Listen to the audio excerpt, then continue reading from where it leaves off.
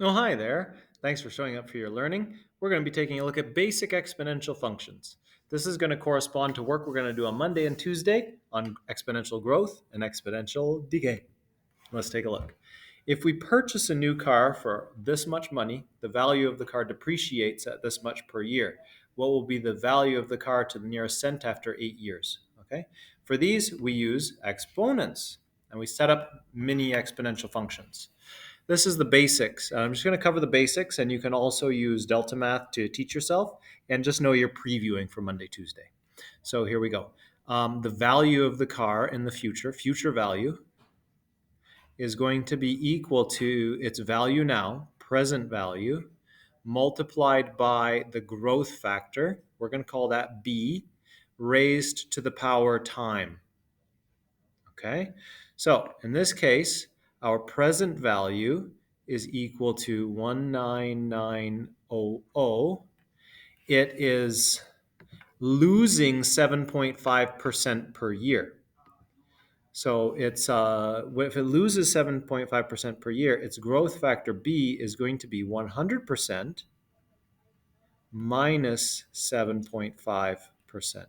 Okay, just to show you, this number here is where I'm getting that from. And so you'll see that if I have here 92.5%, that will be the value, the percentage value of the car in the first year. And then I will have 92.5% of that in the next year, and then 92.5% of that in the next year, and 90% of this. So it's exponential because I'm multiplying by this growth factor multiple times. I want to express this as a decimal, so it's 0.925. That's 92.5% as a decimal. And then t is time. So let's take a look. This is going to be equal to 19900 multiplied by 0.925 raised to the power time. Now will give me the future value. I want to know what's its value after 8 years. So let's input in here for t, we're going to input 8. So let's do that on a calculator, because ain't nobody doing that in their heads. I don't think there's many people that can do that in their heads. I'm certainly not one of them. So we have 19900 multiplied by, put this in brackets, 0.925, end the bracket and raise it to the power y, which in this case is 8 years, equals. Here, now, and then check your answer for reasonableness. We're finding that $10,665.64 will be the value of the car in 8 years. Yeah, that seems totally reasonable, that a car would lose about half of its value in 8 years. Let's see. Hooray! Keep going. A town has a population of 17,000 and is growing at 4% every year. Well, that ain't Collingwood, because Collingwood's slightly bigger and growing way faster. Okay, so here we have present value equals 1,700 people, and the growth factor B is equal to 100% plus 4%. Okay? Because next year it's going to have everyone that's here now plus the extra 4% people. So it's going to be the B value is then 1.04. That's 104% as a decimal.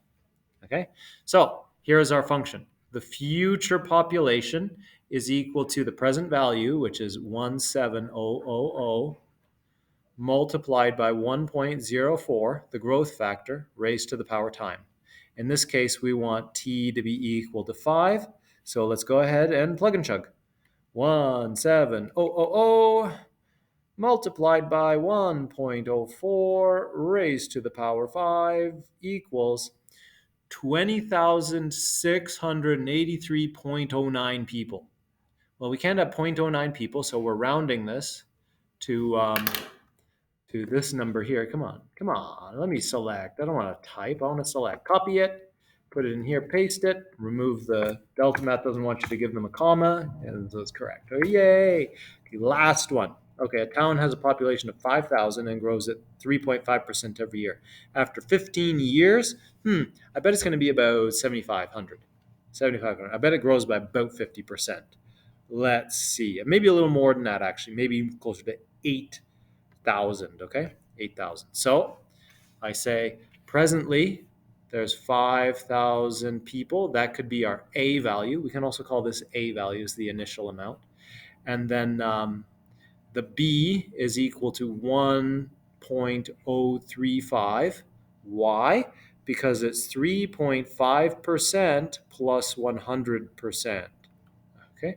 And so that's that as a decimal. Skipping steps, but you're all smart. And then T is equal to 15. So the function looks like this. 5, that's a 5, 1,000, multiplied by 1.035 raised to the power 15. 1.035 raised to the power 15 equals this number times 5,000 equals, move this down where you can see it, 8,376.7. So it's 8,377. 8,377. So my guess not bad. I guessed about 8,000, and that's pretty close.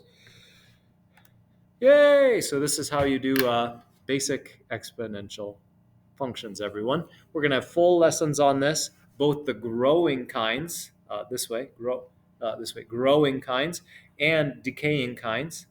We're going to have both, decaying kinds look like this.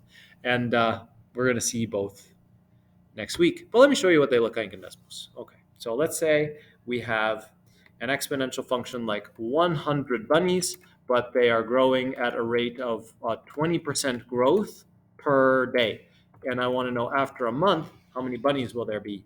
Whoa! If we have a 31-day month, let's take a look at this. We're going to show you here in the y-axis as many as 30,000.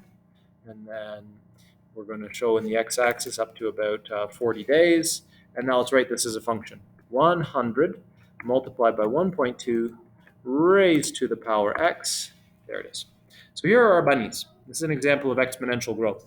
The initial value there you see is 100 bunnies. That's at time 0. And then as the days go by and there's 20% more bunnies each day, notice that the populations of bunnies explodes. And after 31 days, it's way off the graph at like 28,000 bunnies. Okay, so that's exponential growth. Let's say we have exponential decay. There's a town with 10,000 people, and it's shrinking at 20% population loss. There, so that's 0.80. That's 100% minus 20% is 80%, raised to the power x. So this is exponential decay. Here's the initial population of the town. After 11 days, its population is the same as our bunnies. And then pretty soon, there's like hardly anyone left. Yeah, there's like 33 people left after. So there's like 6 people left after 33 days, losing 20% of the population per day from 10,000. Aren't exponential functions weird? But neat, and we'll explore them a lot in more detail in the coming days. Thanks very much, everyone. See you around the flip side. Bye for now. Oh, I should close us here. Oh, now I need to leave here, and now I can close you here. Bye.